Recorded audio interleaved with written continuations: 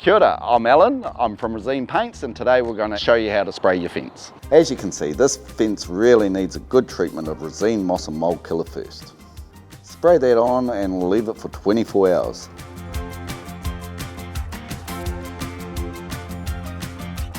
Once the fence is dry, there's no need to sand as it's rough sawn timber, so we can get straight on with the job.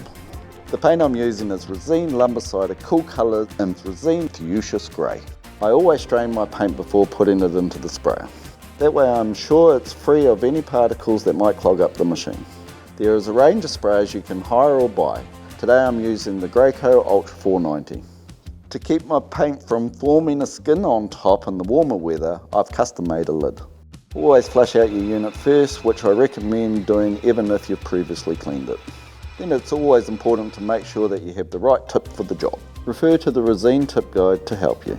We've erected a drop cloth behind the fence to catch any spray, and I've even managed to rope in a couple mates to help out. When I'm spraying, I hold the hose behind my back so it doesn't get in the way.